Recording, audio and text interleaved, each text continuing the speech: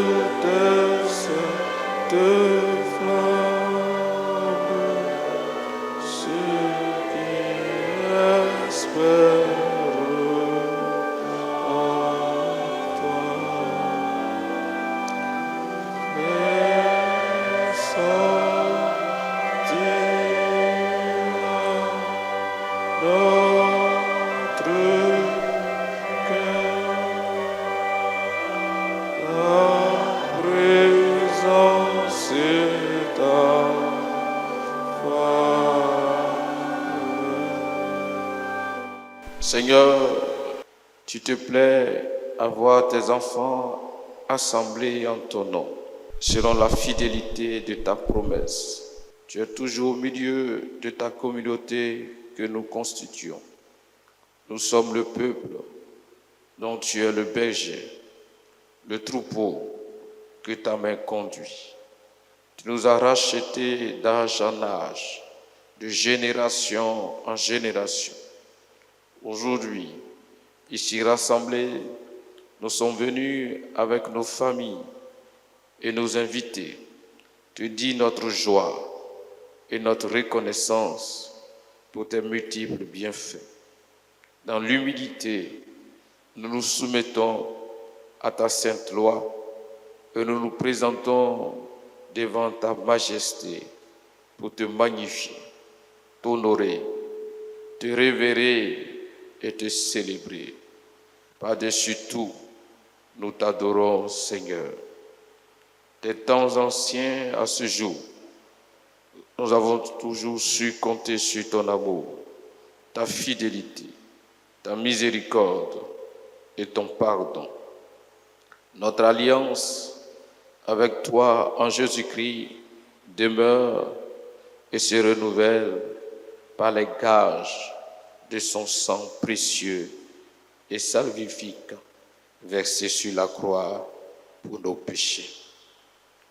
Frères et sœurs, que chacun ce matin s'approche de manière personnelle, s'approche du Seigneur en lui confessant ses forfaits, ses iniquités, ses manquements.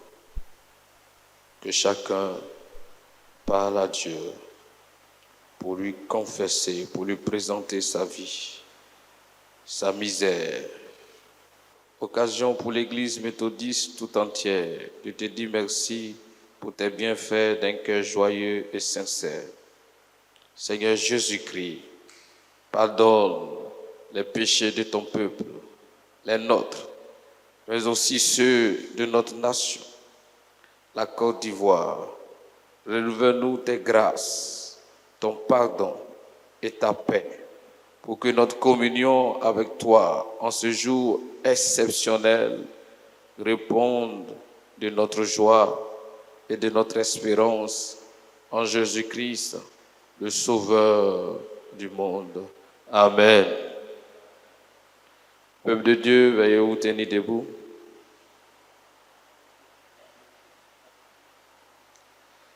Gloire soit au Père, gloire au Fils, gloire au Saint-Esprit.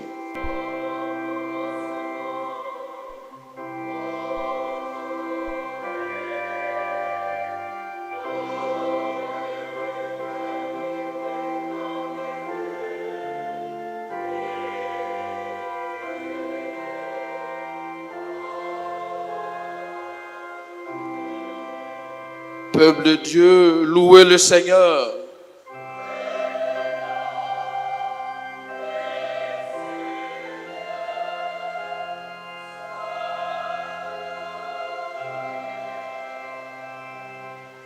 Nous chantons le Venite Exultemus Domino pour rendre grâce à Dieu.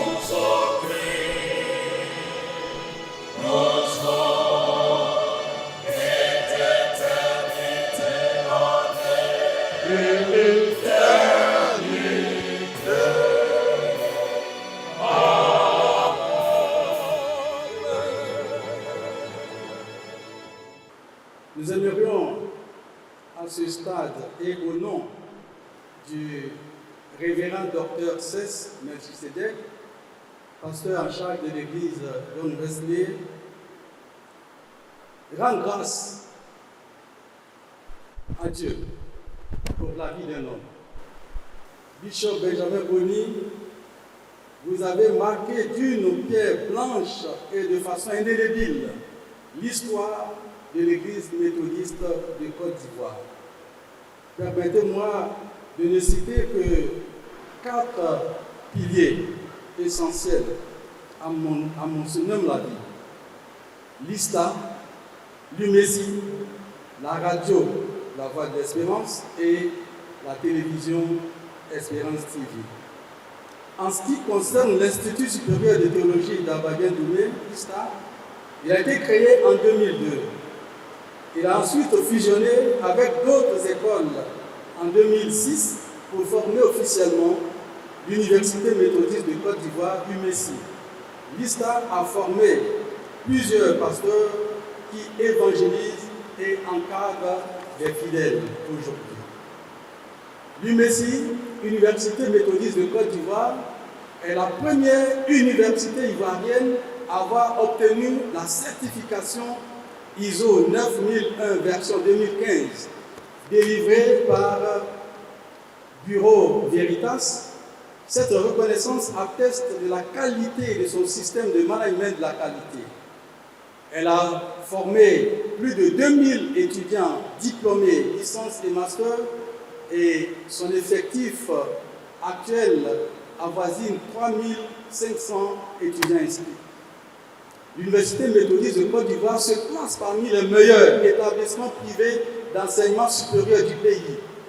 Selon le classement officiel du ministère de l'Enseignement supérieur, pour la catégorie des universités privées, l'UMESI figure au 3e rang national avec la mention très bien et nous pouvons ovationner le Seigneur pour cette place.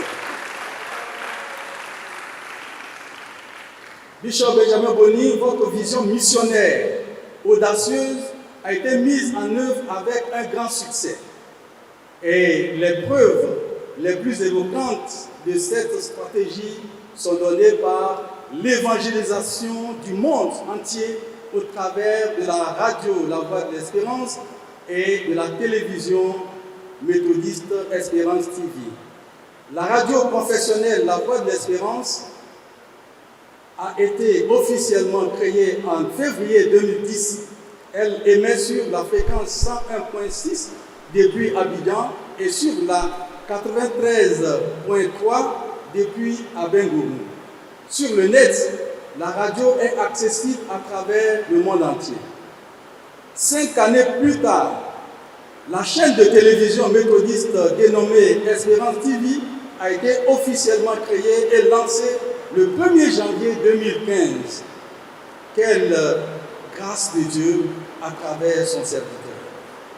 La télévision est accessible sur le bouquet canal 320.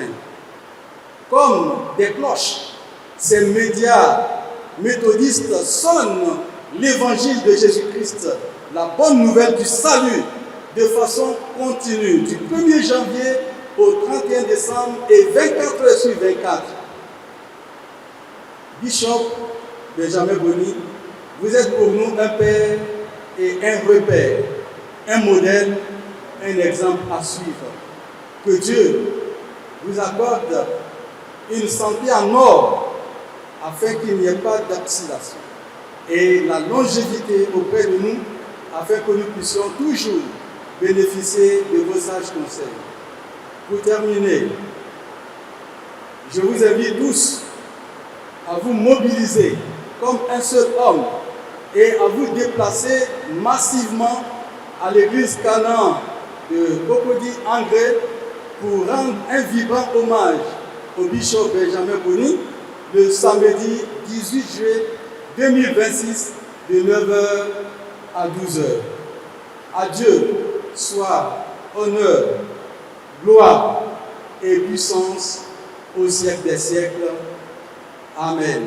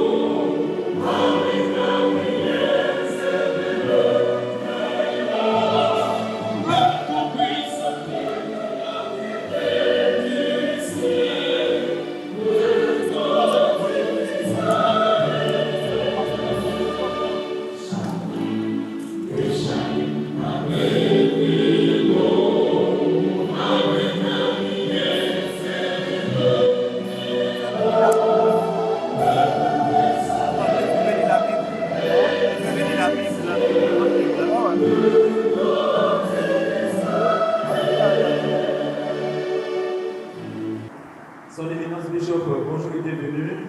Vous êtes ici à l'Université chez vous.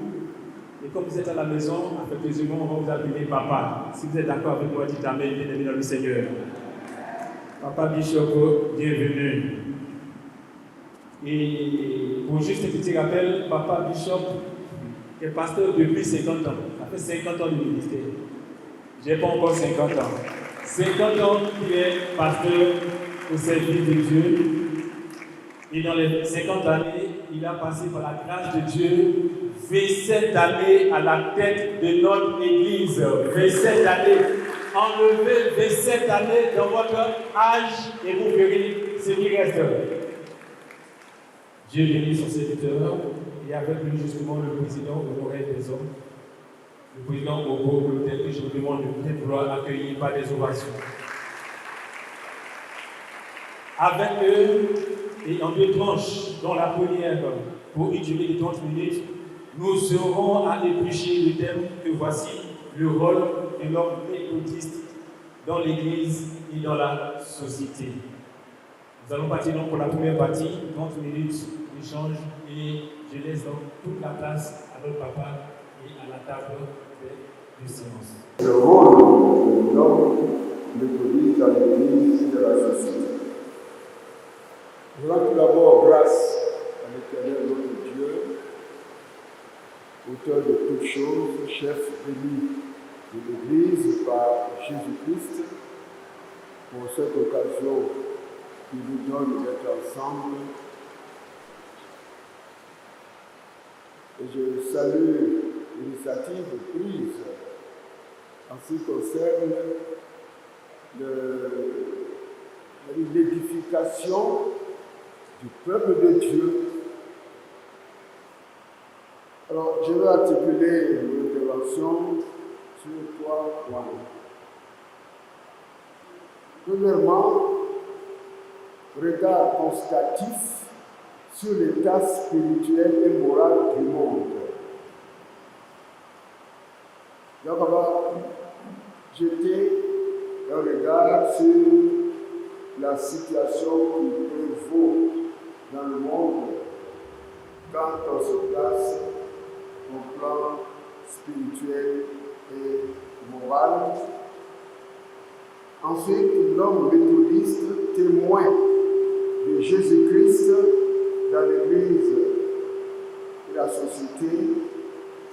L'homme méthodiste, témoin de Jésus-Christ dans l'Église et la société. Et troisième et dernier point, intimité avec le Seigneur Jésus, le secret du témoignage. Intimité avec le Seigneur Jésus, le secret du témoignage.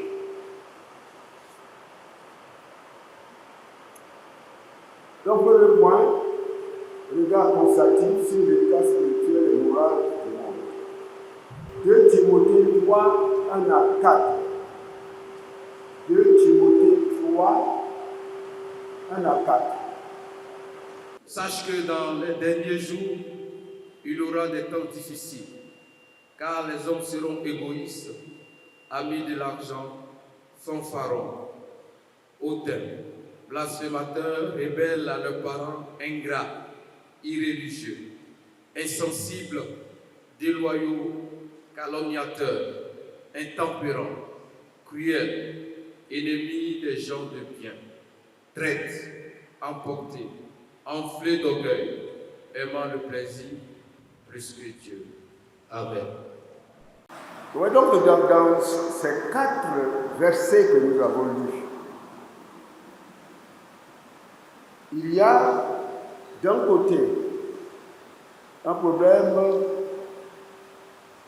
de foi, et c'est symbolisé par le mot irreligieux.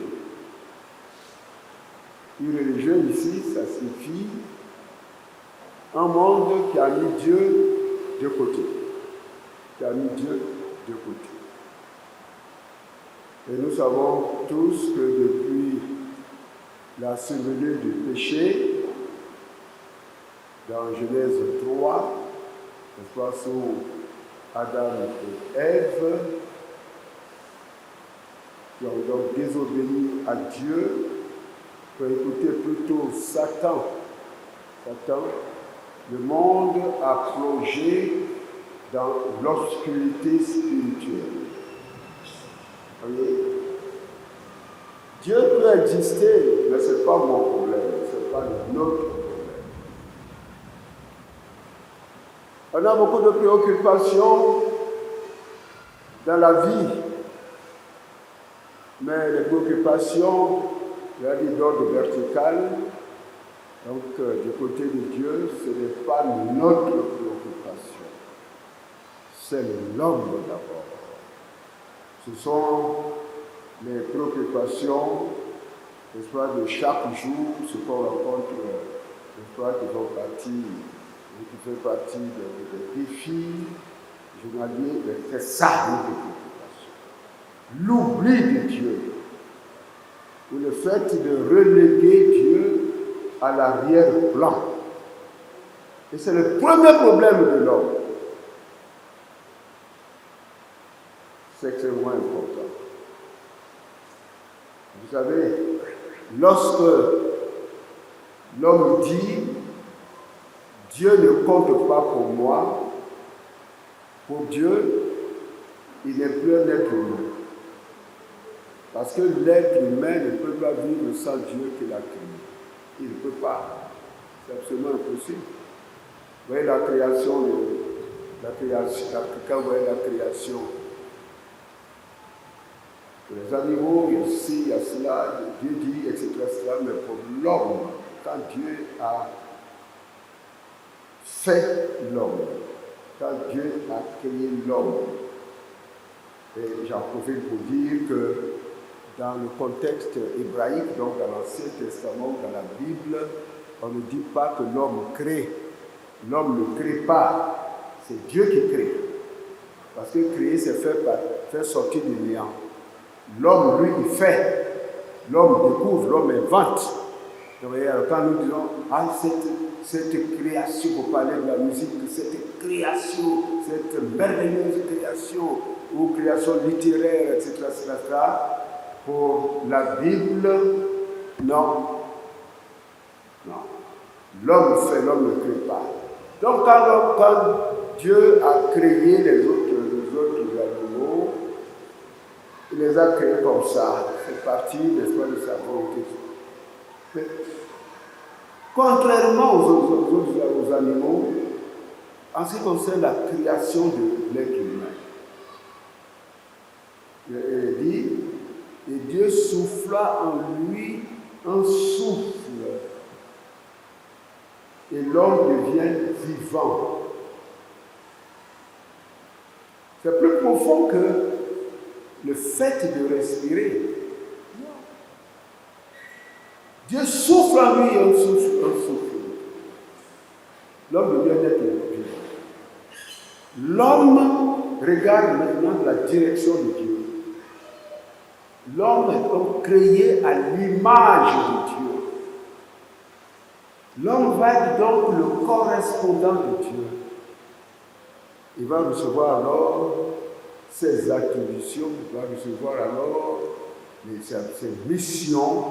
Vous voyez, dans le passage du chapitre 2, il va dire, Dieu va lui demander de cultiver la terre et de le garder, rester, pour lui notifier sa responsabilité.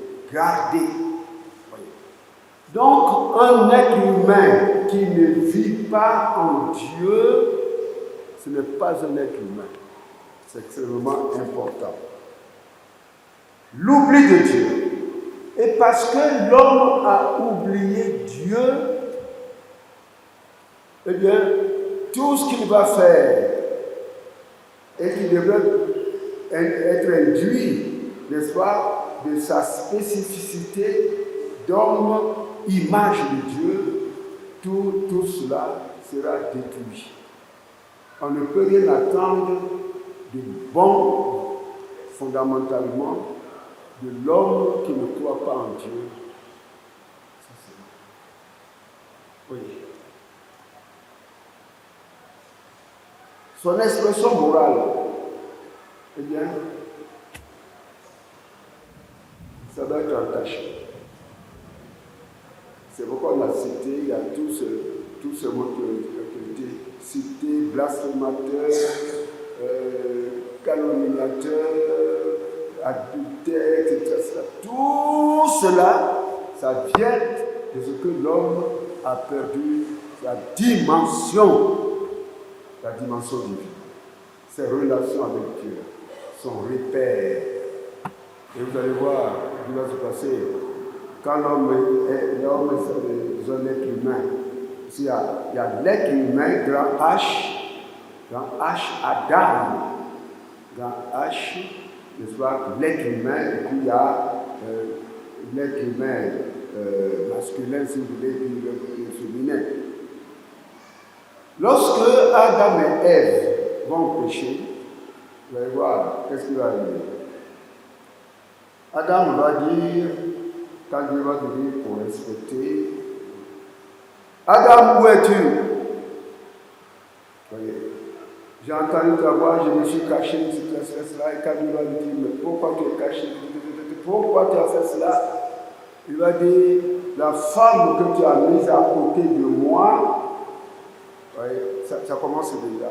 La femme qui est à côté de moi, c'est elle qui, alors que hier, quand Dieu a façonné la femme, que la femme est venue, Dieu l'a présentée, qu'est-ce qu'il a dit? Ah, voici cette fois celle qui est hors de mes eaux, on l'appellera. Vous voyez, il était si heureux. Et maintenant, il accuse même Dieu. C'est la femme que tu as mise à côté de moi qui. Et puis quand on va un peu plus loin au chapitre 4 de Genèse, on voit l'homme va tuer l'homme. Caïn va tuer Abel. Voyez. Et puis on va continuer des problèmes au plan familial, des problèmes. Vous voyez, tout cet éventail de faiblesses humaines. Cela vient du fait que l'homme a perdu le nord, comme on dit. L'homme a perdu le repère. Celui qui est sa vie, celui qui garantit sa vie dans son intimité, la vie dans sa totalité. Donc, on ne peut rien attendre de cet homme. Je vais parler des armes de guerre. Et quand on a fabriqué les armes de dernière série, on regarde et puis on dit, ah ça c'est bien. Vous voyez, on se félicite alors qu'on sait qu'on va les tuer. Vous voyez, toute cette prolifération d'armes de guerre, de missiles. Et on tue. Hein? Et on tue. Pour quelle raison? Pour de courtes vues. Parce qu'on veut dominer. Parce qu'on va voir ceci, on va voir cela. Récemment, nous avons une conférence sur les planètes. Est-ce qu'il y a des planètes habitables dans les planètes? Et nous avons lui, avec le gouvernement de la Lune, le fait que l'homme soit sur la Lune, ça continue. Et on a appris qu'il y a des hommes assez riches, qui sont en train de se préparer à aller faire les colons, n'est-ce pas, sur certaines parties de la Lune. On peut déjà s'approprier des terres là-bas. On a fini de résoudre les problèmes de la terre ici-bas. Pour aller sur la Lune, on va aller sur la Lune avec le même cœur. Est-ce qu'on aura avancé? Scientifiquement, on dira qu'on a avancé. Mais par rapport à la vie de l'homme tel que Dieu veut, on n'a pas avancé. Et déjà, on se met à oublier Dieu. Fort heureusement, il y a des êtres humains qui, connaissant Dieu, peuvent dire autre chose. Coulson, les grades de l'Université d'Oxford vont dire les récentes découvertes scientifiques, loin de nous éloigner de Dieu, nous disent une chose, c'est que Dieu est grand.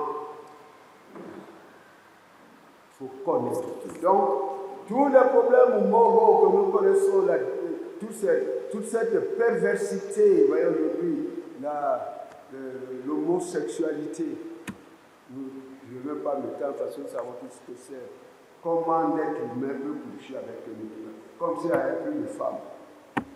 Et on connaît des villes, des pays dits évolués. Mais évolués dans quel sens? Où les gens se rendent comment on appelle ça, au dancing club, où les hommes préfèrent danser avec les hommes, les femmes préfèrent danser avec les femmes. Ce que Dieu a fait, eh bien, on écrit la renverse. C'est terrible. Et ce n'est pas la pédophilie. La pédophilie, le fait qu'un homme ne veut pas dire couche avec un enfant de 3 ans, mais brutalise un enfant ou une enfant. Est-ce qu'un tel homme est humain? Fondamentalement parlant, il y a problème. Il y a une véritable chosification de l'homme et beaucoup de choses le prouvent. Le temps passe, je ne vais pas aller plus loin. Il y a la destruction du tissu social, l'égoïsme, et le monde aime souvent dire, vous voyez, on jette un regard appréciatif sur les biens des hommes, et puis on dit c'est un tel qui est le plus riche. Le dit c'est qui? Le plus riche du monde. Hein? Lui, c'est le plus riche du monde. Il s'en félicite. Être le plus riche, quand on sait qu'il y a des hommes, des femmes qui ne mangent pas, des enfants qui ne mangent pas. Qu'est-ce que la société fait de cela? On exalte l'égoïsme.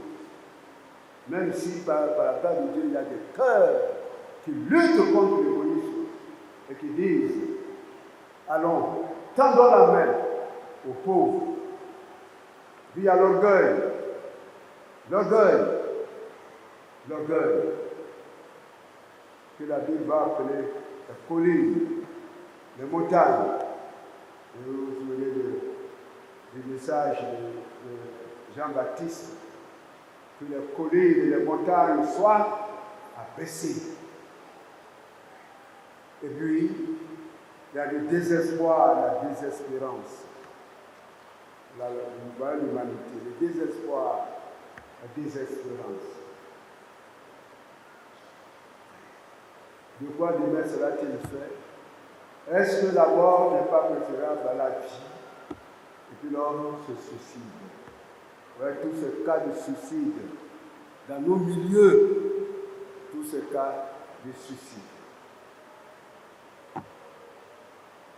Donc, un petit regard sur l'humanité montre que l'humanité a des problèmes. L'humanité est perdue, ou s'est perdue, parce que l'humanité s'est éloignée de Dieu. L'humanité est comme morte, coupée de Dieu. Et alors, toutes les conséquences d'ordre moral et autres, eh bien, nous avons un peu ce que c'est. Qu'est-ce qu'il faut? Qu'est-ce qu'il faut faire? Ce qu'il faut faire, en plus, c'est ce que Dieu a fait. Dans le jardin d'Éden, où l'homme a renié Dieu en écoutant le diable.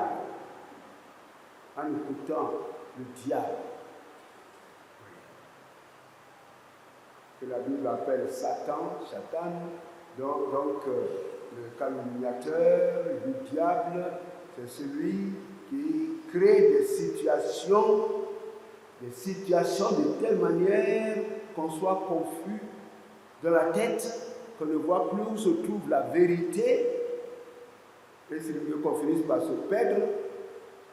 Donc quand l'homme a péché contre Dieu.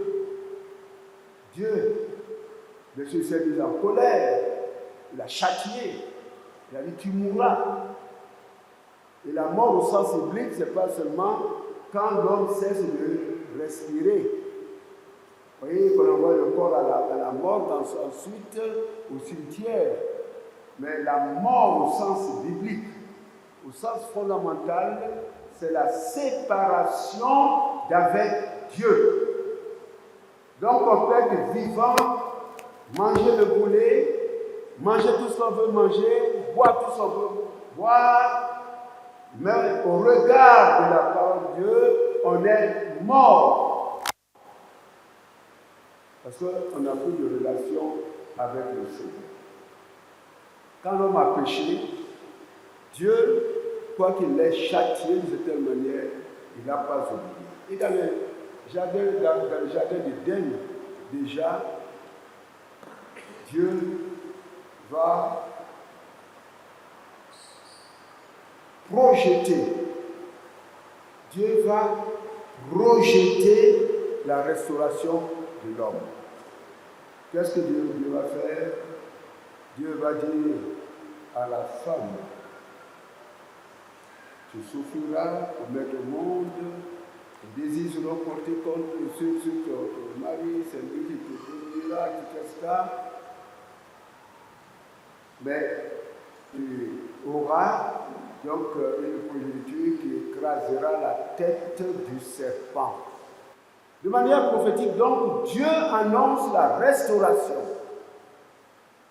Et dans les temps de l'Ancien Testament, Dieu va annoncer tout ce texte prophétique, jusqu'à ce qu'il y ait des précisions, même sur le lieu de naissance de ce sauveur. On parlera même de sa souffrance, et c'est là-dessus, par sa souffrance, que nous avons la guérison. Et le mot guérison ici, c'est la restauration, c'est le retour, c'est la réhabilitation. Gloire à Dieu. Donc, Isaïe 53, un texte extrêmement important. Il va donc annoncer l'arrivée du Sauveur. Jésus-Christ arrive, et même le diable est là pour habiter les Sadduciens, les pharisiens, l'équipe d'adversité contre Jésus. Es-tu le Christ? Tu n'es pas le Christ, tu es un imposteur, etc. Surtout pour la société juive, il y avait déjà des gens qui s'appelaient Jésus, par exemple Jésus Bar-Kokhba. Il y avait quelqu'un d'assez fameux qui s'appelait Jésus Bar-Kokhba. Alors quand il arrive qu'on l'appelle Jésus, le mot Jésus qui signifie Dieu sauve, Yahweh sauve, Dieu sauveur. On va le comparer à des êtres humains et le mépriser. C'est terrible. Mais Jésus ne va pas se décaler par rapport à sa mission. Il ira jusqu'au bout. Il va même prévenir ses disciples en disant, nous allons à Jérusalem, le Fils de l'homme sera appréhendé, le Fils de l'homme sera jugé, le Fils de l'homme va mourir. Et c'est ça qui sera dans cette là il a dit, le troisième jour, il reviendra là, ils vont complètement oublier. Bon, mais Jésus ira jusqu'au bout à la croix de Golgotha. Et souvenons-nous des paroles, parmi les 7 paroles, il y a, par exemple, tout est accompli. Vous voyez, avant que tout est accompli, Père, pardonne-leur, car ils ne savent pas ce qu'ils font. Vous voyez, pardonne-leur, il s'agit du péché de l'humanité depuis Adam et Ève. Pardonne. Et puis tout est accompli pour dire c'est fini. Tout ce qui éloignait l'homme de Dieu va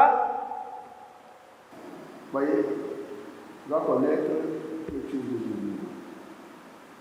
Jésus va donc mourir et le troisième jour ressusciter, revenir à la vie, revenir à la vie. Ce que personne à l'époque ne pouvait croire.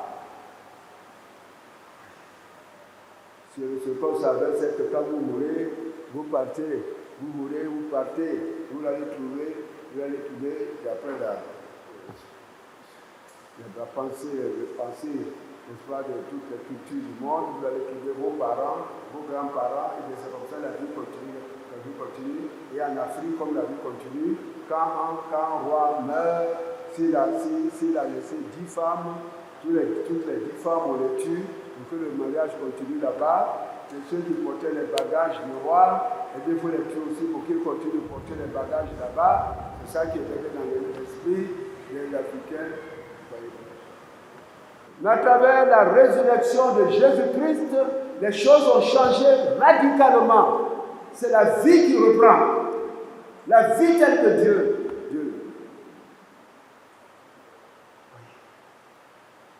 Mais cette vie, dans son changement radical, nous la connaîtrons véritablement au retour de Jésus-Christ.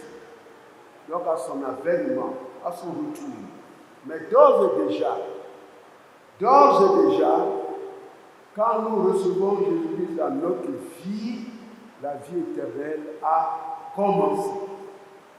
La vie éternelle a commencé. Nous sommes sauvés. Nous reviendrons là-dessus tout à l'heure, le dernier point. Nous sommes sauvés. Alors, parlons de l'homme. Et ce que nous disons pour l'homme, nous disons aussi pour la femme. Mais puisque c'est les hommes, n'est-ce pas, qui ont leur journée et qui ont programmé ce thème, pourquoi nous parlons de l'homme, avec l'homme aussi au masculin, tout en n'oubliant pas que lorsque Dieu met en place une communauté, qu'il s'agisse de couple, qu'il s'agisse de famille, qu'il s'agisse de groupe, qu'il s'agisse de etc., il responsabilise. Et dans le cas d'un couple, le premier responsable, c'est l'homme. Et n'oublions pas que quand Dieu responsabilise, dans le regard appréciatif qu'il porte, eh bien, son regard est plus perçant sur l'homme que sur la femme ou les autres. Ça, c'est très important. Voyez, il y a ce regard ou ces paroles négatives là, c'est bien, mais en même temps, l'homme sait que quand il a à demander des comptes, c'est avant tout à lui. Donc l'homme dans l'Église, comme dans la société, eh bien, il doit se sentir responsable. Le premier responsable, c'est extrêmement important. Mais tout ce que l'homme va faire dans l'Église, on parlera de la nation tout à l'heure, dans l'Église, on parlera de la société tout à l'heure, dans l'Église comme la société, pour la Bible, il va s'agir de témoignage. L'homme dont nous parlons ici, c'est le témoin. Témoin de qui?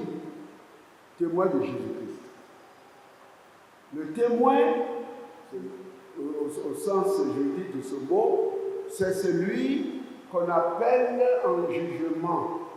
C'est-à-dire qui a vu, qui a entendu. Vous voyez, il a vu une scène, il a vu un fait se produire. et qui va témoigner. Il a entendu, il va témoigner. Les chrétiens n'ont pas hésité à prendre ce terme-là, adopter ce terme de témoin. Et quand il a employé dans la Bible, le témoin, c'est celui qui a reçu Jésus-Christ. Il a reçu Jésus. C'est celui qui connaît un tant soit peu la pensée de Dieu. C'est celui qui se voit investi d'une mission. C'est celui qui va refléter sur l'Église d'abord, et tout sur la société, refléter sur l'Église la volonté de Dieu. Voilà le témoin. Voilà le témoin. Il n'est donc pas, il n'est même plus que le témoin dont nous avons parlé tout à l'heure, c'est celui qui a vu, qui a entendu, qui va témoigner. Il vit ce que Dieu a dit ou Dieu dit. Il vit ce que Dieu a fait ou que Dieu fait. Voilà le témoin de la Bible. Le témoin de Jésus-Christ. C'est extrêmement important. L'homme dans l'Église, c'est celui à qui, même si cela s'applique aussi à la femme, c'est celui à qui Dieu a dit, en Jésus-Christ, Dieu a dit, dans Acte 1:8, le Saint-Esprit survenant sur vous, vous serez mes témoins à Jérusalem, en Judée, en Samarie et jusqu'aux extrémités de la terre. Ce n'est pas n'importe qui. Voyez? Il est avec Jésus-Christ. Il est en Jésus-Christ. Jésus-Christ est en lui. Donc Dieu est en lui. Si nous avons dans Apocalypse chapitre 3, verset 20, il est dit, Jésus dit, je frappe à la porte, quiconque m'entend et m'ouvre la porte, disons-le ensemble, j'entrerai chez lui, je souperai avec lui et lui avec moi. Donc il fait un avec Jésus-Christ. Il fait corps avec Jésus-Christ. Par le Saint-Esprit, nous sommes en Jésus-Christ. Par le Saint-Esprit, Jésus-Christ, donc Dieu, est en nous. Le témoin, c'est donc celui qui est en Jésus-Christ. Et alors, tout ce qui se passe dans l'Église le concerne. Le témoin, ce n'est pas celui qui vient à l'église et puis il sort. D'abord, on ne le connaît même pas. On ne le connaît même pas. Même si on le connaît, bon, écoutez, la chose de l'église, c'est la chose de l'église. Ça, c'est le pasteur, hein? Ça, c'est le prédicateur, c'est le PM, ça, c'est pour les choristes, ça, c'est pour, etc. Vous savez qu'il y a des chrétiens qui ne chantent pas, et des méthodistes qui ne chantent pas.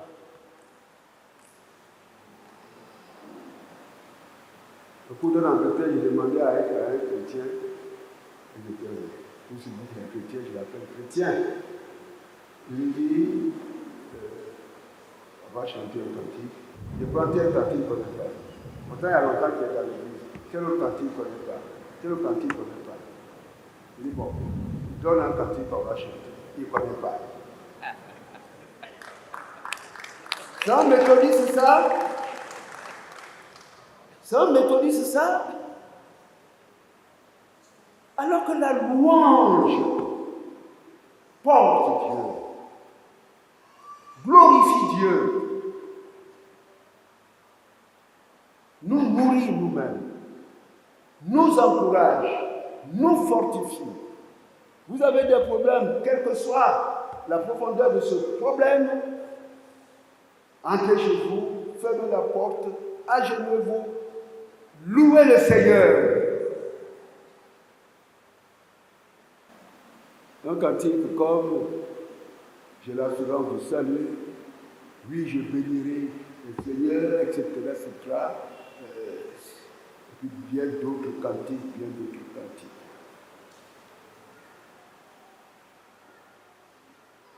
Vous avez des problèmes, louez chantez les cantiques de victoire. Vous allez voir que ce problème est déjà en train d'aller à genoux.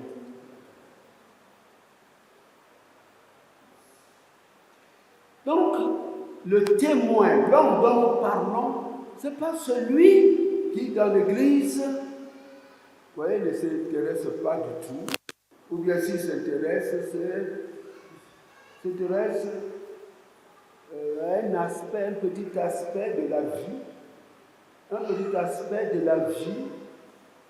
Il y a des gens qui viennent dans l'église, dès que le sermon a retenti, ils s'en vont. Dès que le sermon est retenti, ils s'en vont. Il y en a qui viennent uniquement pour les cantiques.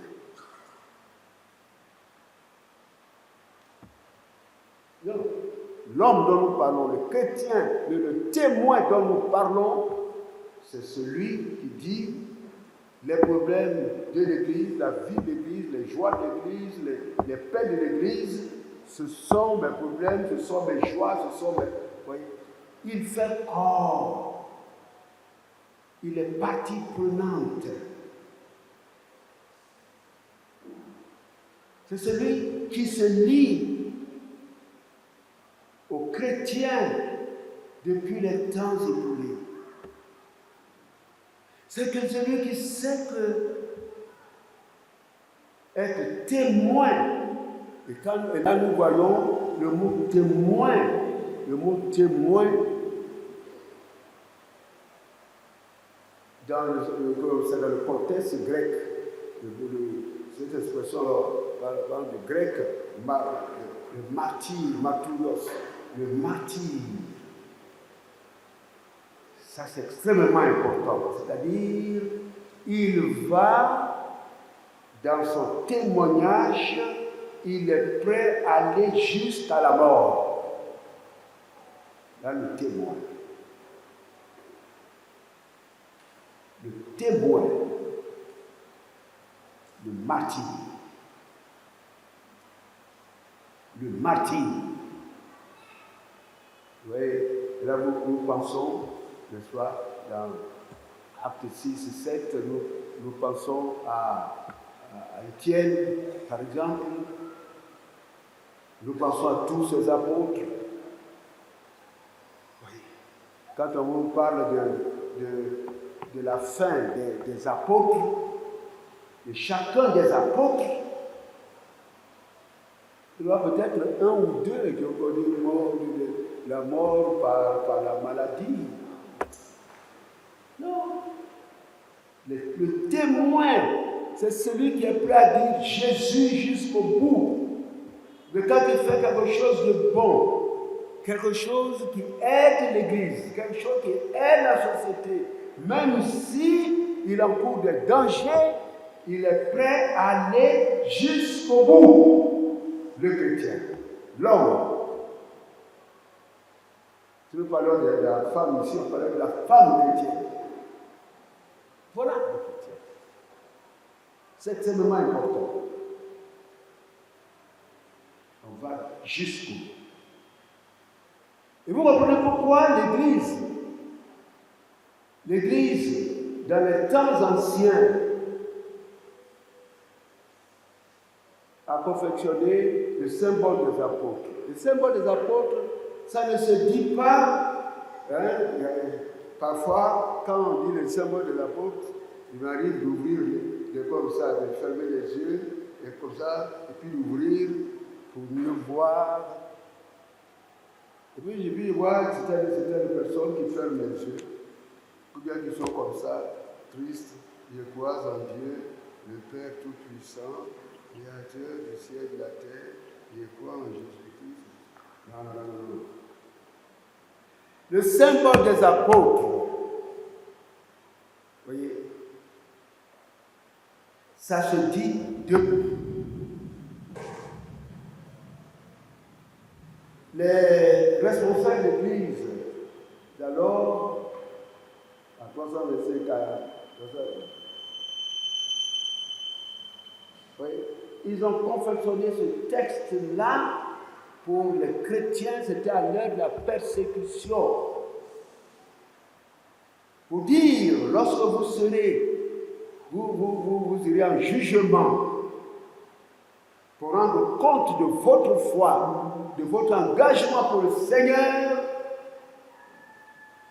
tenez-vous prêts, levez-vous et dites, je crois en Dieu, Père Tout-Puissant, Créateur de Dieu, je crois en Jésus-Christ, etc.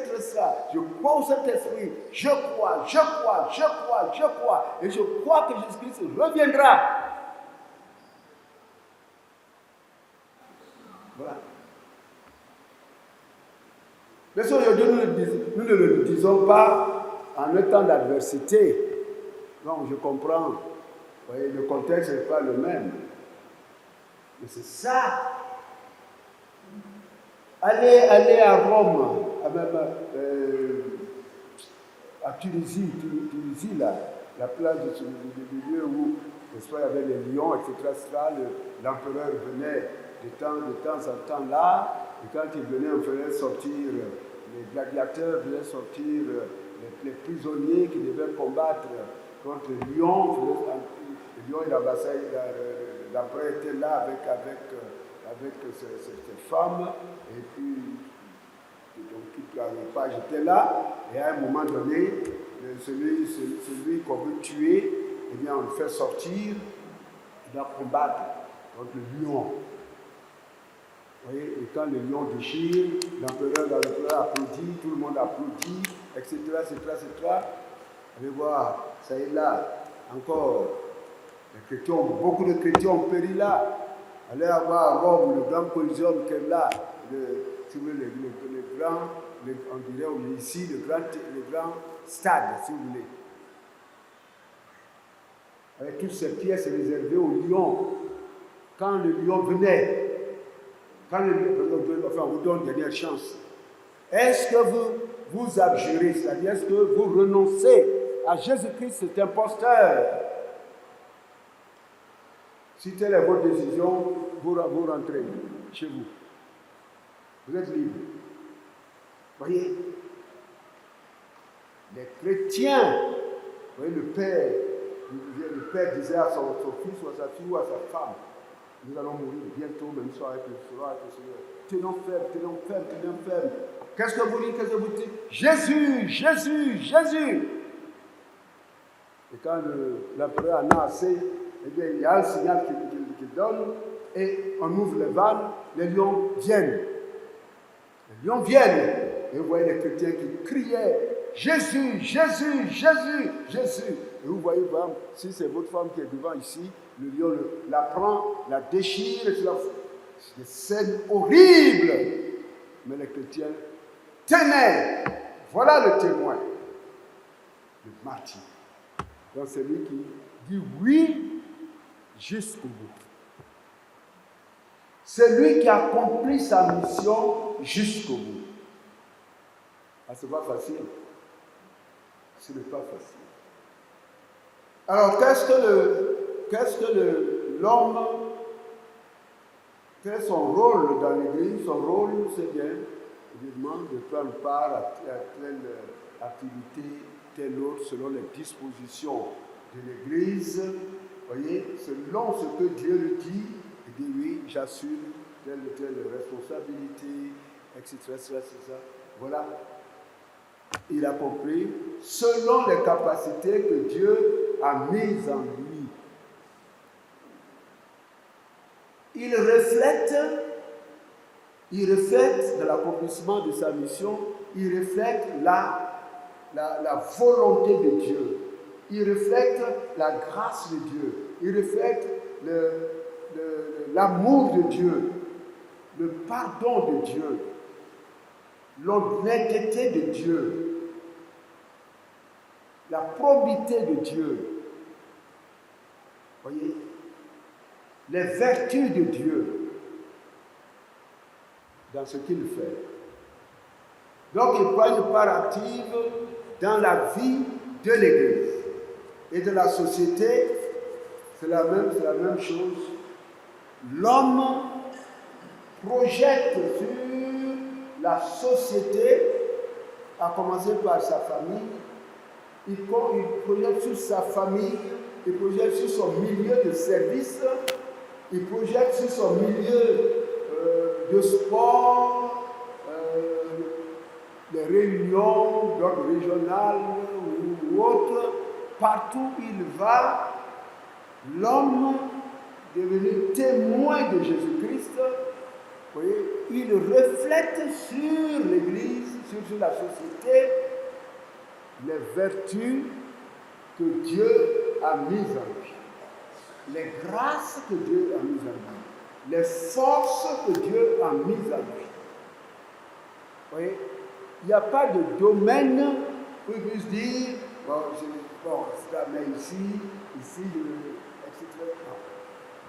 Ou bien, j'essaie d'être chrétien le dimanche, et puis les autres jours, j'essaie d'être chrétien à l'église, mais sorti, je suis comme les autres, etc. Vous voyez, comme parfois on voit, et c'est dommage, le 31 au soir, il y a des fidèles, hélas, qui viennent à l'église, qui écoutent la parole de Dieu, qui prennent la communion, et dès qu'ils sortent, hurrah, comme si on doit remporter une victoire, ou doit remporter une victoire, on va en boîte. On vient d'écouter la parole de Dieu. La parole de Dieu a retenti, nous l'avons reçue, cela comme nourriture. Et on va, peut-être qu'on va me dire, on va en boîte pour évangéliser. Si c'est cela, bon, encore faut-il que je fasse cela. Donc, dans la société, l'homme, c'est-à-dire celui qui vient en Jésus, va comme témoin de Jésus, comme commissaire de Jésus, comme missionnaire de Jésus, il va pour refléter la volonté de Dieu. Donc, les valeurs, tout homme est d'une valeur infinie aux yeux de Dieu. Ces valeurs que nous avons perdues par notre péché et que le Seigneur nous redonne. Quand nous croyons en lui, nous allons dans la société pour refléter ces valeurs.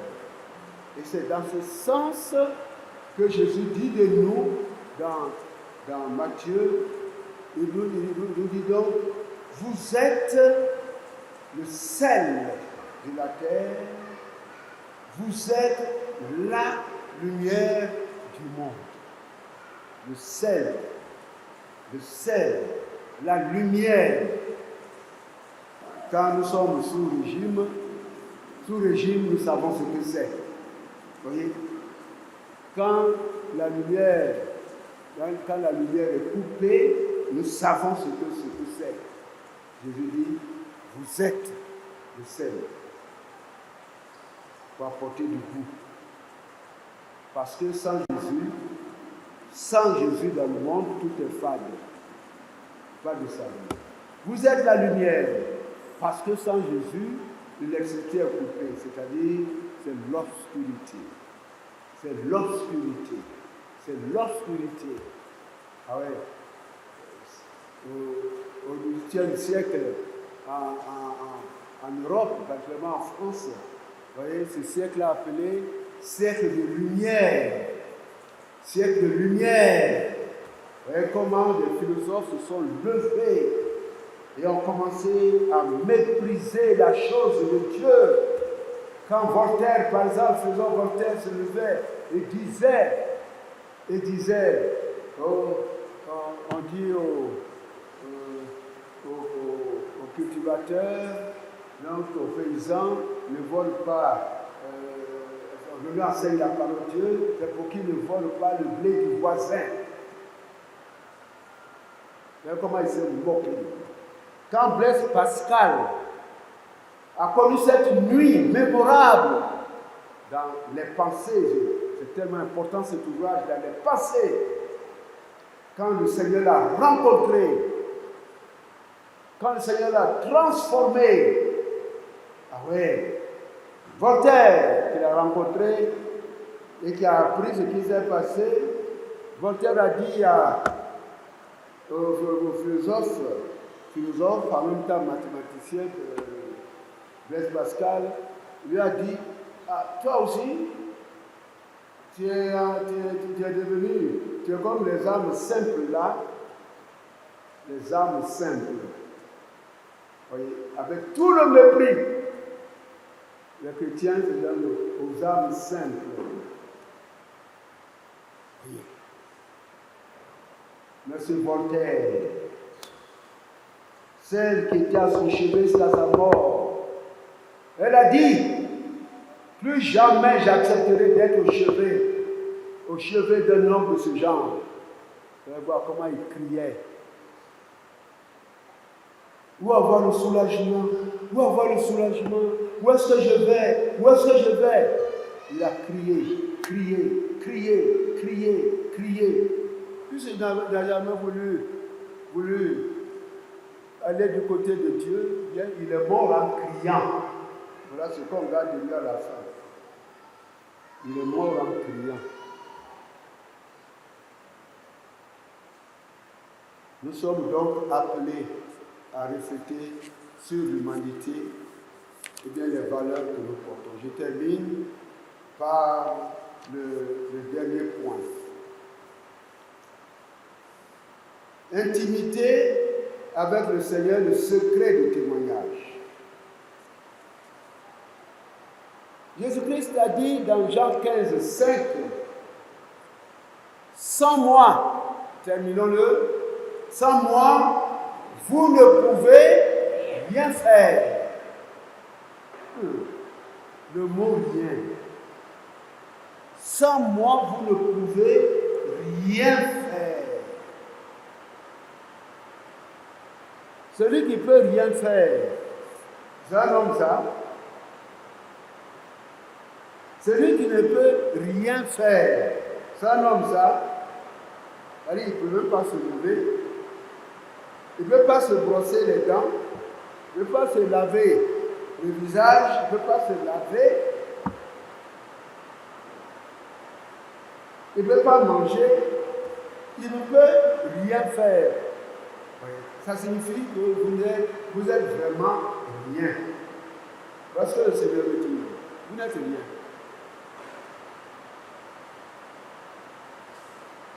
Or, le Seigneur nous appelle à être témoins.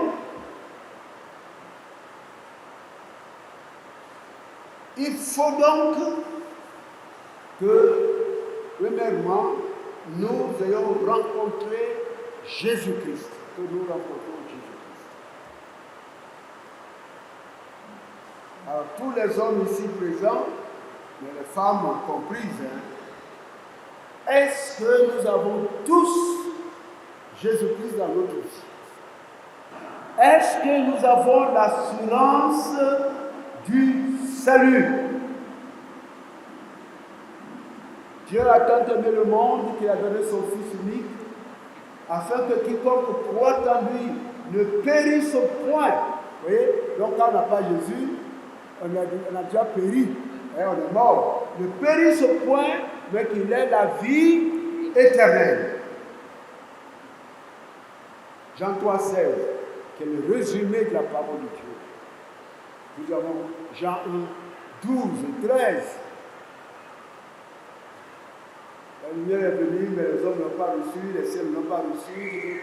Mais à tous ceux qui l'ont reçu, il a donné le pouvoir de devenir enfant de Dieu. Et le texte précise au verset 13 que cela ne vient pas de la chair, non,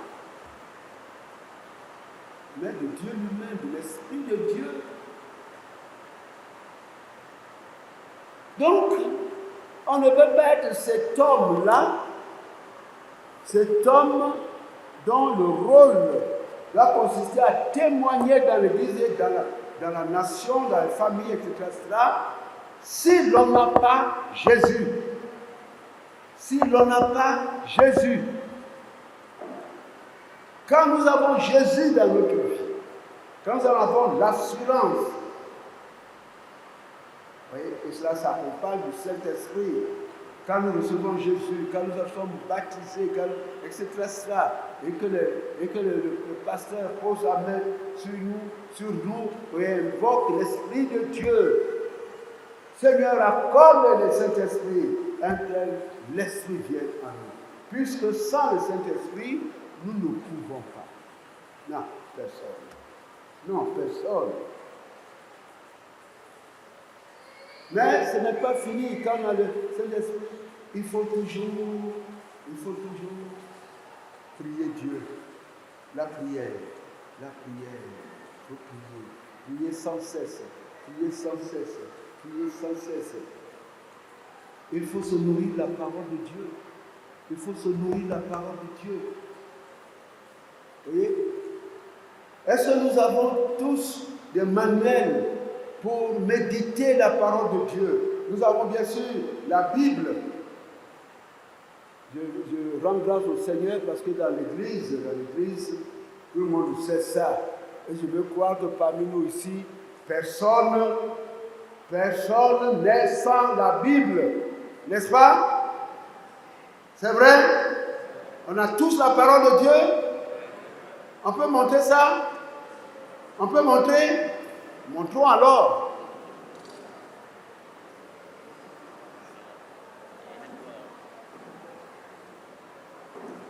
Merci beaucoup.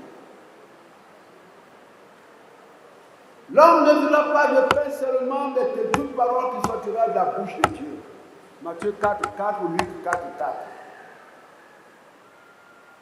Non seulement nous nourrissons la parole de Dieu, mais c'est la parole de Dieu qui nous éclaire et qui nous permet de lutter contre le diable. Quand vous prenez le combat entre Jésus et Satan, dans ce combat-là, vous voyez, que fait Satan? Satan dit, il a écrit que tu, etc., etc. Jésus dit, il est aussi écrit. Quand Jésus cite, quand Satan cite, c'est pour tenter, il tord même le sens des paroles, on ne voit même pas le contexte et tout ça. Mais quand Jésus le reprend sur la base de la parole de Dieu, Jésus lui dit, Satan, c'est pas moi que tu vas tromper. Moi, je suis Dieu. Ce que tu cites là, c'est dans le mauvais sens.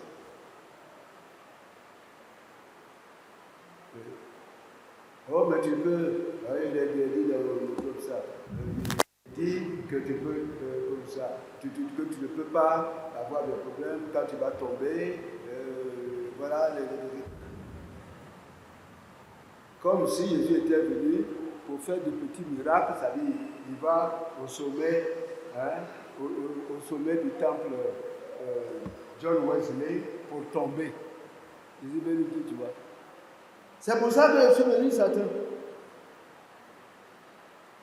Quelqu'un vient et puis dit, je vais tomber, écoutez, regardez-moi, je vais tomber. Et puis, Satan s'est ridiculisé. Il s'est ridiculisé, Jésus l'a ridiculisé en citant la parole de Dieu dans le bon sens.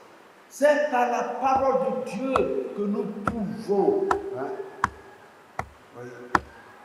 Ève a cité la parole de Dieu. Quand au fruit de cette arbre, Dieu a dit que nous ne devons pas en manger, car si nous en mangeons, nous mourrons. Elle a bien cité. Malheureusement, voyez, le Satan va encore aller, mais ça signifie qu'il ne vous aime pas. S'il vous aimait, il allait faire en sorte que vous soyez comme lui. Vous voyez? Mais il n'avait pas d'autres paroles pour dire. Il n'avait pas d'autres paroles. Si on n'a pas d'autres paroles, qu'est-ce qu'on dit? Satan, sors! Vous voyez? Retire-toi! Ah oui. C'est sur la base de la parole de Dieu que nous luttons contre Satan. Et parce que le Seigneur est là, l'Esprit de Dieu est là, nous sommes plus forts que Satan. Il y a beaucoup de chrétiens qui ne savent pas qu'ils sont plus forts que Satan. Satan tire sa force de ce que nous avons peur de lui. Quand Satan voit un chrétien, il a peur, il veut courir. Mais le chrétien lui aussi veut courir. Pas le problème des chrétiens. Quand vous croyez en Jésus, vous êtes plus fort que Satan. C'est extrêmement important ce que vous demandez de dire. Ne nous laissons pas prendre au jeu de Satan, au jeu du diable. Vous voyez? Satan essaie de nous faire peur. Mais nous sommes plus forts que lui.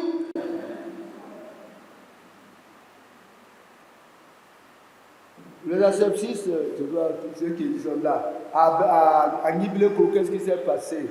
À Nibleko, moi j'ai aumônier. Une fois nous sommes allés en formation, et puis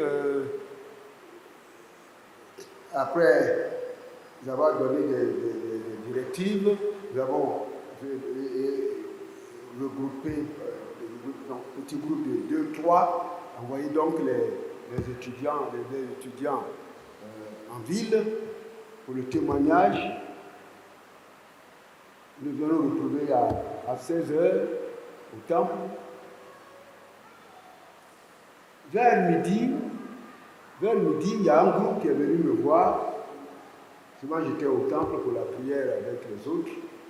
Me dit, aumônier, il y a un monsieur qui a des amulettes ici, beaucoup d'amulettes, hein, et il nous a menacés, Et il a demandé, qui est votre responsable? Nous avons dit, il est au temple. Et il dit qu'il va venir cet après-midi, qu'il vienne. Bon. Allez continuer votre mission. Vous allez continuer la mission. Et effectivement, vers 16h, quelqu'un arrive au temple là-bas, torse nu, avec beaucoup de choses ici, aux genoux, aux mollets, ici, et tout cela, habillé même avec beaucoup de choses, comme un caporal là. Bon. Et il vient assurer, il marche comme ça, il vient. Et tous nous l'avons vu au moment où on faisait le point. Il vient, il marche. Au moment où il vient, il dit, Seigneur Jésus, tu le vois toi-même. Seigneur Jésus, il marche, il arrive vers le milieu, il dit, au nom de Jésus, il est tombé. Parce que, bon, ça cette force, ce n'est pas moi qui l'ai, c'est la force du Seigneur. Vous voyez, il veut défier Dieu. Il vient pour défier Dieu. Toi, tu es féticheur, continue à mentir aux gens, fais ce que tu veux faire là-bas. Qu'est-ce qui te pousse à venir? Vous voyez. Bref, après nous l'avons reçu. Donc, le Seigneur qui nous envoie, c'est lui qui nous donne le pouvoir. C'est lui. Le Seigneur sait nous protéger. Pasteur Joby est là, ce n'est plus. Pasteur Joby disait, je suis allé quelque part et j'ai passé 3 jours là, dans mes tournées pastorales, Et à mon retour, j'apprends qu'une dame a rendu témoignage, elle a dit, on m'a demandé d'empoisonner le pasteur, comme cette banque qui devait lui donner à m'apporter à manger. J'ai empoisonné le repas. Premier jour, deuxième jour, troisième jour, jusqu'à ce qu'il parte. Et puis il n'est pas mort. Gloire à Dieu. Vous voyez? Elle a passé tout son temps à mettre le poison dans la nourriture du pasteur. Dieu n'a pas voulu qu'il meure. Quand Dieu permet que quelque chose nous arrive, c'est qu'il sait pourquoi il le fait, pour édifier notre foi. S'il veut nous enlever de ce monde, il nous enlève parce qu'il est souverain. Mais ce que Dieu n'a pas voulu qu'il nous arrive, ne nous arrivera jamais. Et je m'insurge. Et ça m'énerve. Quand je vais, n'est-ce pas, dans la maison mortuaire, vous voyez, parfois, des chrétiens, des fidèles, en pleurant, vont jusqu'à... Ils dépassent la limite. Oh, ils l'ont tué. Oh, ils l'ont tué. Oh, ils l'ont tué. Oh, ils l'ont tué. Satan peut tuer un chrétien. Nous ne mourrons que quand Dieu lui-même nous enlève de ce monde. Jésus a dit, dans Jean chapitre 10, verset 24 à 30, mes moutons, je les connais. Je les appelle par leur nom. Et personne ne viendra dans ma main arracher un seul parmi eux. Et comme de la culture juive, culture hébraïque, lorsque une parole, comme vous le direz, est très forte, il arrive, n'est-ce pas, qu'on répète la parole. Jésus va dire au verset suivant, mon Père est plus grand que tous. Nul ne peut venir dans sa main arracher un seul parmi ses boutons. Ou c'est Dieu qui a parlé, ou ce n'est pas Dieu qui a parlé. Et si c'est Dieu qui a parlé comme le croyant, alors Satan ne peut pas venir dans la main du Seigneur arracher une seule de ses brebis. Gloire à Dieu. Pourquoi faiblissons-nous devant les difficultés? Pourquoi faiblissons-nous devant la mort? Et si nous étions au temps de la persécution, Caligula, au temps de Caligula, au temps de Néron, vous savez que Néron a tué les chrétiens, il a tué. Et puis à mesure qu'il tuait, le nombre augmentait, le nombre augmentait. Il savait quoi faire, il savait quoi faire. Et un jour, il va nourrir la diabolique pensée de brûler une partie de Rome. Il va brûler 3 quartiers de Rome. 3 quartiers de Rome. Pour dire à tout le monde, vous voyez les chrétiens là, je vous ai dit, il faut que vous les chassiez, vous ne voulez pas les chasser. Que vous les tuez, vous ne voulez pas les tuer. Vous voyez, voilà ce qu'ils ont fait, voilà ce qu'ils ont fait, voilà ce qu'ils ont fait, voilà ce qu'ils ont fait. Néron, l'empereur Néron, où est-il? Où est-il aujourd'hui?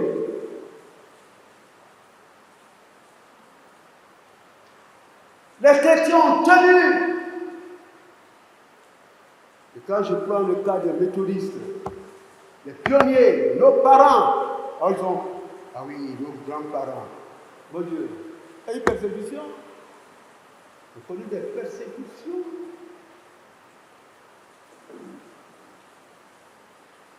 Un doyen de chez moi, on l'a emprisonné, les colons l'ont jeté quelque part.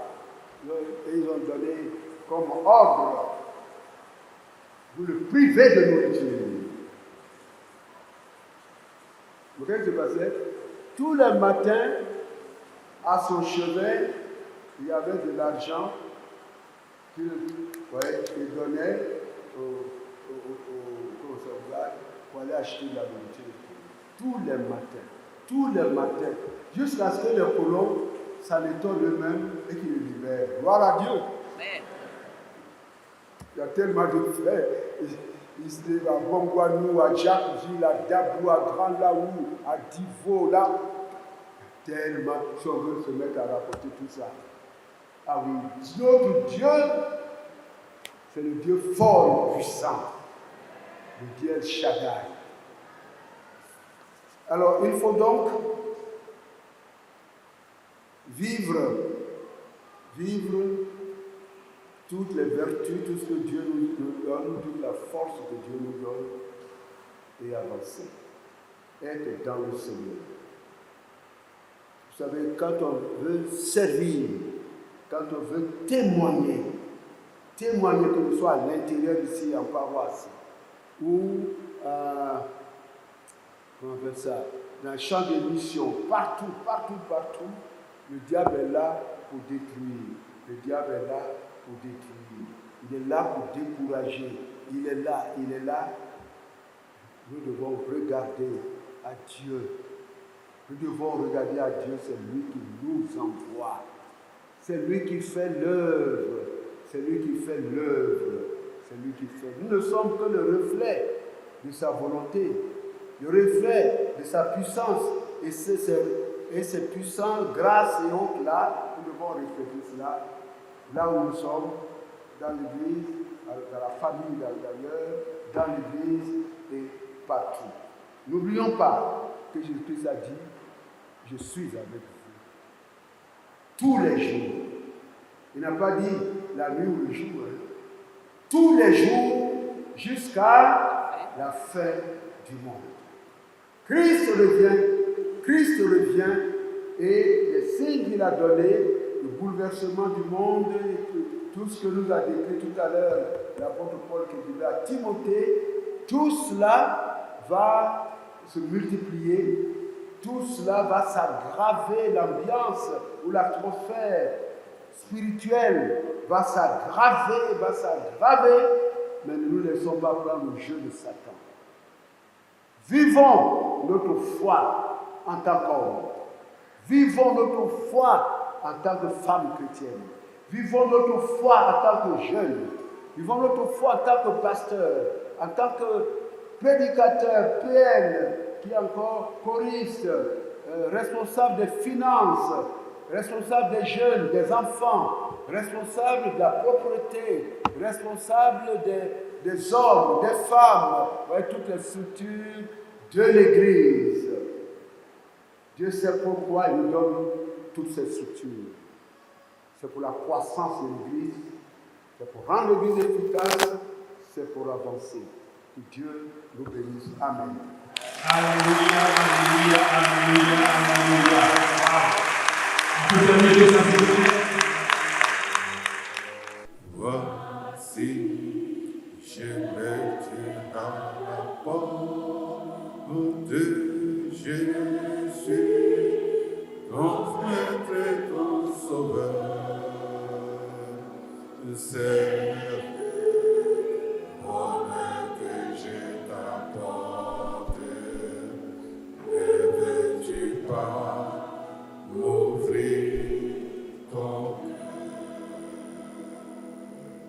toi qui es prêt à ouvrir ton cœur au Seigneur, lorsque tu vas entendre dans ta miséricorde, tu vas répondre, Seigneur, exauce-nous. Dans ta miséricorde. Seigneur, notre Dieu, d'âge en âge, tu le rempart le salut de ceux qui se confient en toi.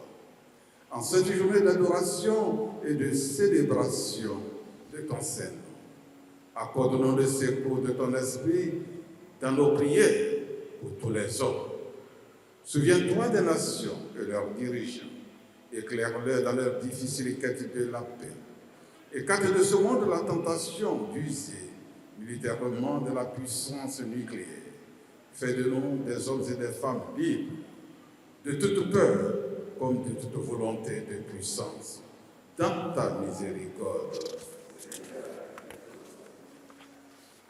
Souviens-toi de ton Église qui milite sur cette terre et la nôtre en particulier son bishop, ses pasteurs, ouvriers laïcs. Soutiens son œuvre et son combat par l'éclatante puissance de ton Saint-Esprit. Fais d'elle le sel de la terre et la lumière du monde. Dans ta miséricorde.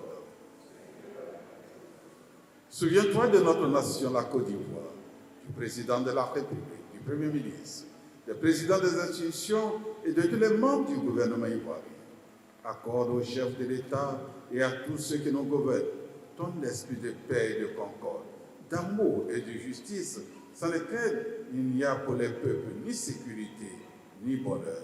Fais de notre pays un havre de paix. Dans ta miséricorde. Souviens-toi de l'Église méthodiste de Côte d'Ivoire, temple John Wesley de la Riviera Palmeraie, qui nous accueille. Nous te rendons grâce pour l'enseignement qui vient de nous être donné par ton serviteur, le bishop Benjamin Boni, pour le bien de nos âmes. Bénis, Seigneur, les hommes de cette communauté pour la résolution qu'ils viennent de prendre pour plus d'engagement dans l'œuvre d'évangélisation telle que nous a enseigné John Wesley et qui caractérise l'Église méthodiste. Souviens-toi de son pasteur, de ses responsables laïcs. Donne-leur de conjuguer leurs talents en vue de l'épanouissement de tous les fidèles qui leur sont riches en partage. Nous te prions de mettre à la disposition de cette communauté toutes les ressources nécessaires en vue de la réalisation de tous ces projets dans ta miséricorde.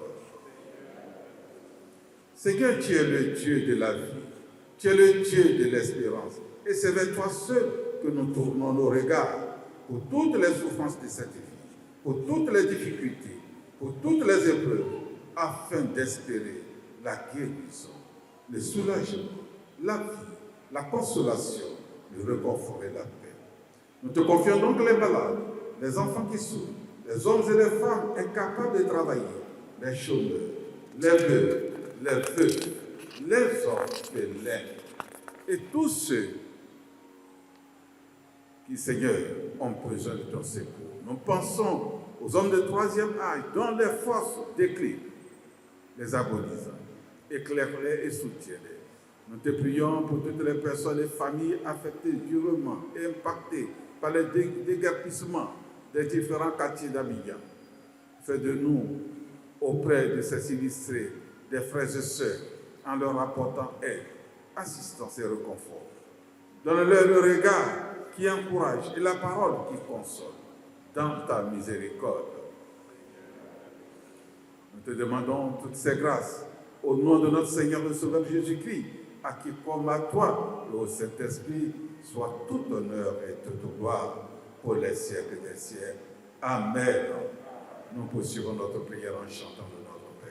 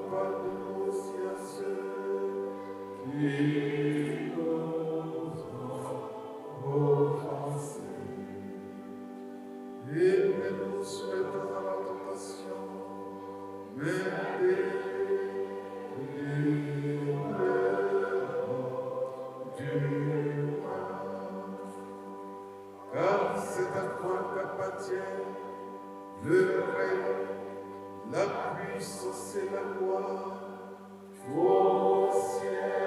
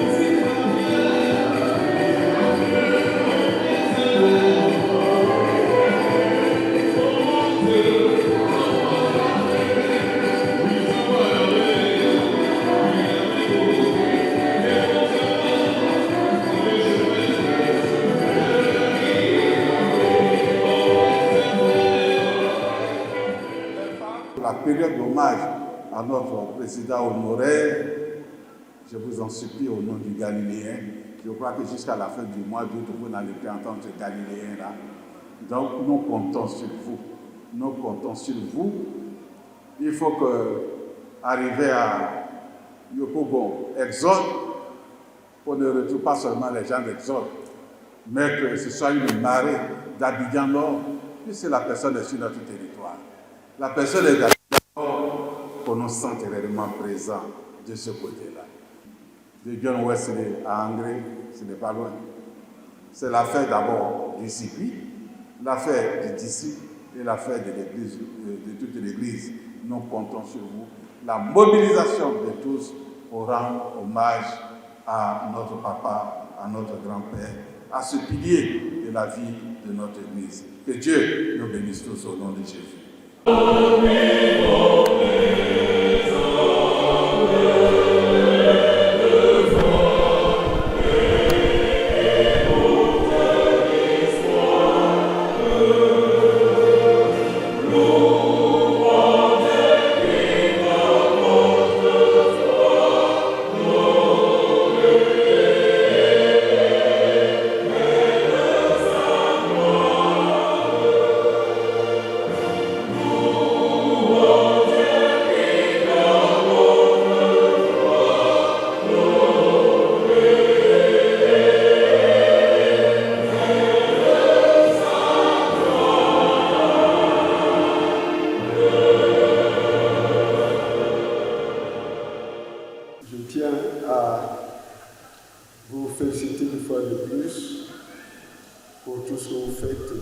Le surintendant a dit beaucoup de choses et j'entre pleinement dans les paroles qu'il a prononcées, des paroles assez laudatives à votre endroit. Et c'est ce que je sais de vous depuis longtemps. Je prie le Seigneur d'articuler vos pas en avant jour après jour. Je vous exhorte à rester unis, à regarder la même direction pour avancer, parce que comme je l'ai dit tout à l'heure, chaque fois que nous avons l'intention d'avancer ou de poser des actes, l'ennemi Satan, qui a toujours travaillé contre Dieu, voudra se mettre en chemin pour détruire. Comme je l'ai dit également, vous avez le pouvoir sur Satan et les démons. Restez donc sur la base de la parole de Dieu, restez debout.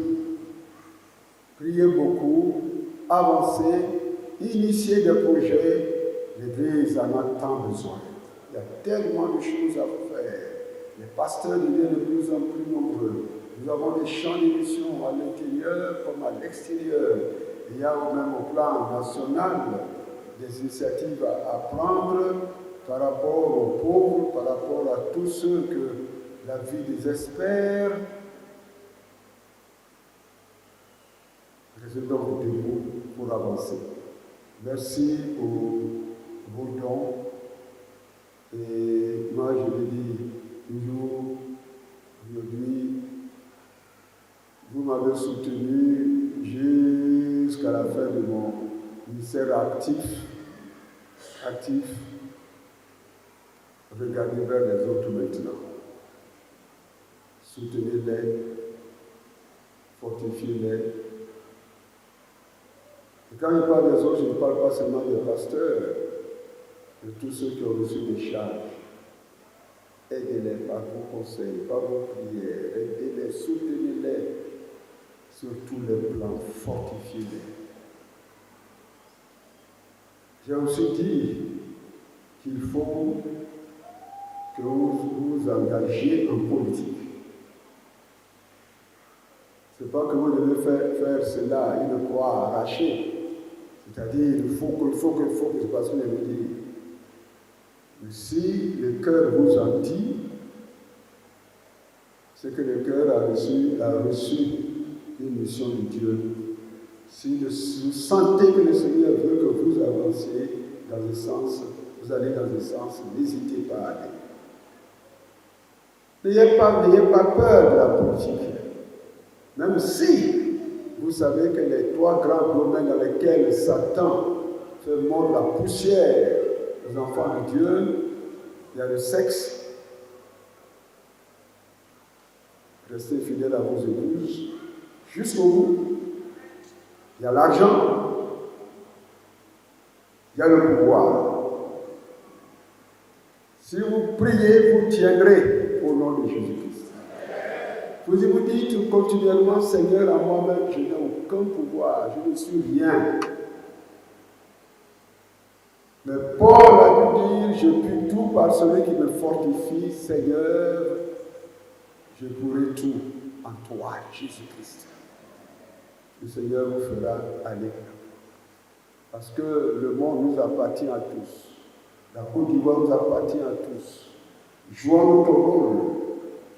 Mais allons-y dans ces domaines en étant des lumières, en étant le sel de la terre, pas en allant nous enfoncer et enfoncer davantage la communauté que nous voulons servir.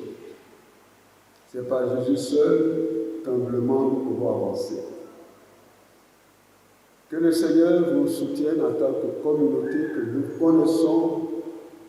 Que le Seigneur vous donne de refléter la lumière du Seigneur, l'amour du Seigneur, la bonté du Seigneur, le pardon du Seigneur, et toutes les vertus que le Seigneur sait accorder aux siens pour qu'ils accomplissent leurs œuvres. Que le Seigneur vous accorde ses grâces. Merci une fois de plus pour la communion fraternelle que vous formez.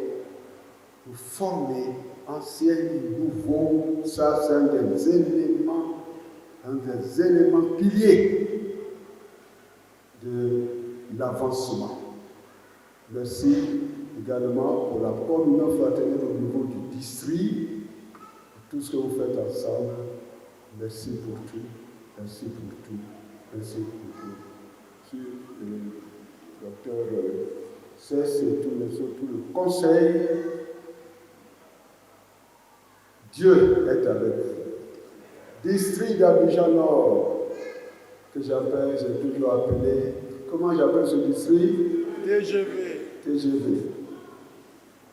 Ne soyez donc pas train ordinaire. TGV, restez TGV. Que Dieu recevra la bénédiction.